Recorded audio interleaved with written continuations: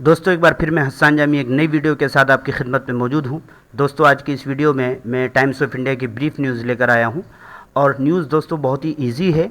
अगर आप बिगनर्स हैं और आप ये समझते हैं कि इंग्लिश न्यूज़ पढ़ना हमारे लिए बहुत ही ज़्यादा टफ होगा, मुश्किल होगा, तो मैं आपको ये ज़रूर सजेस्ट करूँगा कि आप आज की न्यूज़ को पढ़कर देखें और हमारी तमाम वीडियोस को आप देखें, तो ये आपके लिए बहुत ही ज़्यादा आसान होगा और बहुत ही ज़्यादा हेल्पफुल होगा।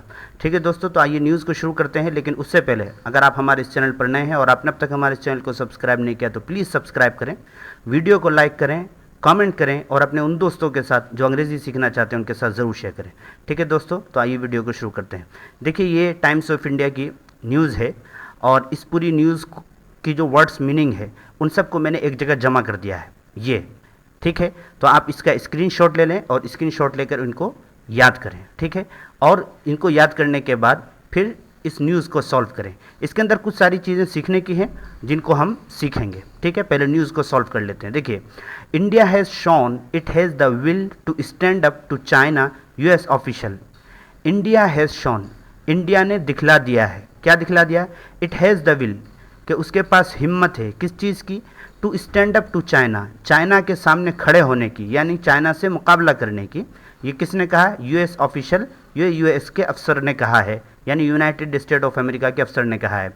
इंडिया हैज़ शोन, देखिए टेंस यहाँ पर देखिए, हैज़ शोन जो है ये प्रेजेंट परफेक्ट है। ठीक है, और आप सब जानते हैं कि प्रेजेंट परफेक्ट के अंदर हैज़ और हैव का इस्तेमाल होता है। हैज़ अगर सब्जेक्ट जो हो, जैसे इंडिया यहाँ पर, ये अगर सिंगुलर है तो फिर हैज़ का इस्तेमाल किया जाएगा, यानी एक है अगर, और अगर एक से ज़्यादा है तो फिर हैव का इस्तेमाल किया जाएगा। और हैज़ और हैव के बाद वर्ब की थर्ड फॉर्म आती है, चुनांचे यहाँ पर आप देख सकते हैं कि शो की थर्ड फॉर्म शोन आई है।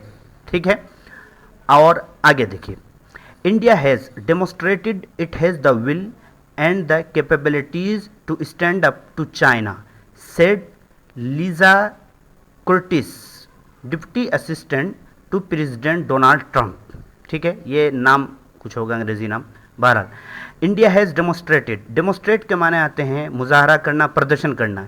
इंडिया ने मुजाहरा किया है, प्रदर्शन किया है, किस बात का? इट हैज़ द विल, कि उसके पास ताकत है, हिम्मत है। विल के माने ख्वाहिश के भी आते हैं और हिम्मत के भी आते हैं। इंडिया के पास हिम्मत है एंड द कैपेबिलिटीज़, और सलाहियतें हैं। ठीक है, यानी योग्यताएं हैं इंडिया के पास, किस बात की? To stand up to China, China के सामने खड़े होने की, चाइना के मुकाबले में खड़े होने की, चाइना से मुकाबला करने की। ठीक है, ये सारा तर्जुमा आप कर सकते हैं। ये किसने कहा है? ये लीजा कुर्टिस नामी जो अफसर है वहाँ की, उसने कहा है, और उसके बारे में बताया गया है deputy assistant to president Donald Trump, कि वो सदर डोनाल्ड ट्रंप की डिप्टी असिस्टेंट हैं। असिस्टेंट कहते हैं सहायक को और डिप्टी कहते हैं नायब को, और उर्दू में हम असिस्टेंट का तर्जुमा करेंगे मुआविन। डिप्टी असिस्टेंट, नायब मुआविन या नायब सहायक। ठीक है, आगे देखिए, in remarks to US think tank Brooking institution the senior White House official said. यहीं तक देखते हैं। ठीक है, देखिए इन रिमार्क्स क्या है यहाँ पर?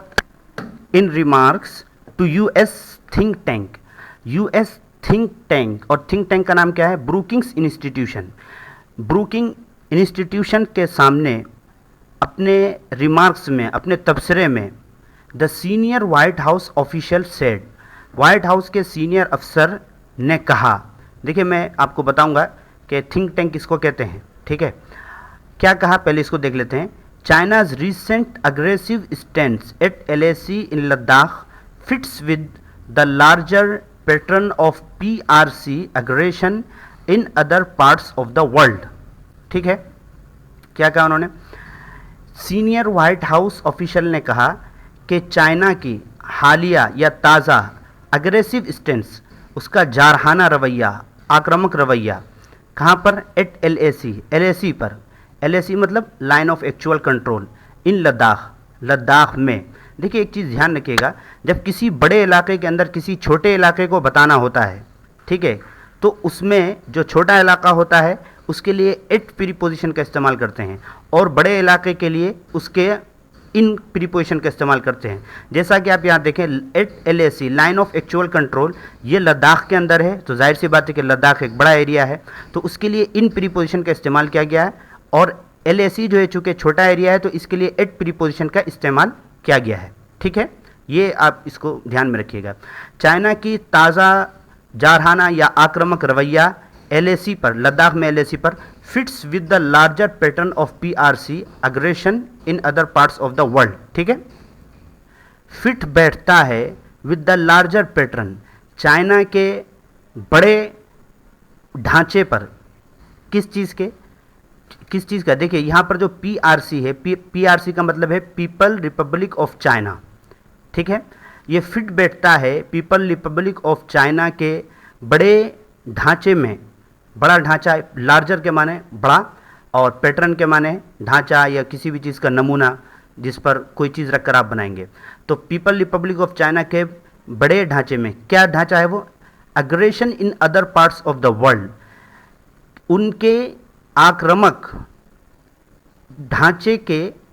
ढांचे में फिट बैठता है in other parts of the world, दुनिया के दूसरे हिस्सों में। यानी दुनिया के दूसरे हिस्सों में जो चाइना है उसका जो जारहाना रवैया है उसके साथ ये फिट बैठता है, चूँकि वो पूरी दुनिया में अपनी जो है एक आक्रामक रवैया जो है उसको इम्पोज करना चाह रहा है। देखिए मैंने बताया था आपको कि थिंक टैंक के बारे में मैं बताऊंगा। देखिए थिंक टैंक किसको कहते हैं?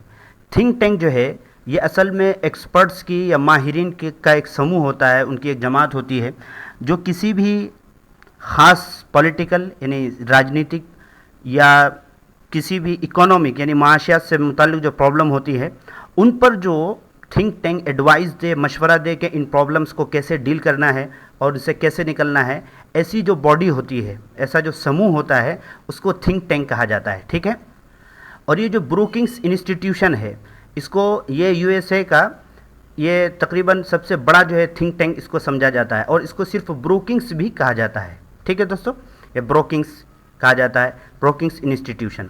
तो इस तरीके से आपको इस पूरी न्यूज़ को सॉल्व करना है। ठीक है दोस्तों, और इसको सॉल्व करने के बाद मैंने आपको बताया, बार बार मैंने कहा कि कम से कम आप इसको 10 बार तर्जमे के साथ पढ़िए, फिर ये आपको फ़ायदा देगा। देखिए इसके अंदर कुछ चीज़ें हैं जो हमें ज़रूर सीखनी चाहिए, वो मैं दिखाता हूँ आपको। देखिए इसके अंदर एक लफ्ज़ आया है शो। शो के माने दिखलाना। फॉर एग्जाम्पल आप कह सकते हैं you will have to show your abilities, तुम्हें अपनी सलाहियतों का मुजाहरा करना होगा। ठीक है, आपको अपनी क्षमताओं को दिखाना होगा। ठीक है, तो you will have to show your abilities. Show ability के माने आते हैं सलाहियत को दिखाना। फॉर एग्जाम्पल आप कहें कि मैं अपनी सलाहियतों को दिखाने के लिए तैयार हूँ, I am ready to show my ability. ठीक है, हम अपनी सलाहियतों को दिखाना चाहते हैं। We want to show our abilities, हम अपनी सलाहियतों को दिखाना चाहते हैं। ठीक है, एक लफ्ज़ इसके अंदर और आया था टू स्टैंड अप। ठीक है, स्टैंड अप टू, किसी के सामने खड़ा होना हिम्मत के साथ। ठीक है, इसके लिए स्टैंड अप टू का लफ्ज़ इस्तेमाल किया जाता है। For example he was not afraid to stand up to bullies, वो डरा हुआ नहीं था गुंडों के सामने खड़ा होने से। ठीक है, अब देखिए कि यहाँ पर स्टैंड अप का लफ्ज़ इस्तेमाल किया गया है, जैसा कि न्यूज़ के अंदर चाइना के लिए बारे में इस्तेमाल किया गया है। जैसा आप कह सकते हैं कि हम लोग गुंडों के सामने खड़े होने से नहीं डरते हैं, तो आप कहेंगे we are not afraid to stand up to bullies. ठीक है, तो इस तरीके से आप इसको इस्तेमाल करेंगे। ठीक है, एक और लफ्ज़ है इसके अंदर जिसको आपको ज़रूर देखना चाहिए, वो लफ्ज़ आया था डेमोस्ट्रेट। डेमोस्ट्रेट के माने आते हैं मुजाहरा करना, प्रदर्शन करना। ठीक है, दिखाना। फॉर एग्ज़ाम्पल जैसे आप ये देखिए, मैंने पूरा जुमला दे दिया है ताकि आपको आसानी हो। The latest test results clearly demonstrate that the vaccine works. Test के ताज़ा तरीन नताइज वाज़े तौर पर जाहिर करते हैं कि वैक्सीन काम कर रही है, वैक्सीन काम करती है। यहाँ पर आप देखें कि डेमोस्ट्रेट का लफ्ज़ कितने खूबसूरत अंदाज में इस्तेमाल किया गया है। ठीक है दोस्तों, तो इस तरीके से आपको इन तमाम चीज़ों पर प्रैक्टिस करनी है, और आप जितनी ज़्यादा प्रैक्टिस करेंगे दोस्तों उतनी ज़्यादा आपके लिए मुफीद होगा। ठीक है, तो उम्मीद है कि वीडियो आपको बहुत ज़्यादा पसंद आई होगी। अगर पसंद आई तो दोस्तों प्लीज़ इसको लाइक करें और वीडियो को शेयर करें और कमेंट ज़रूर करें। और मैं हर वीडियो में आपको सजेस्ट करूँगा कि आपके लिए बेहतरीन ये अपॉर्चुनिटी है लिखने की कि आप इन फ्रेजेस को जो मैंने अलग से बताए, जिनको आपको दिखलाया है, इन फ्रेजेस को इस्तेमाल करते हुए आप कमेंट करें, तो आपकी जो राइटिंग स्किल है वो भी इम्प्रूव होगी। ठीक है दोस्तों, अगली वीडियो में मुलाकात होती है। अस्सलाम वालेकुम।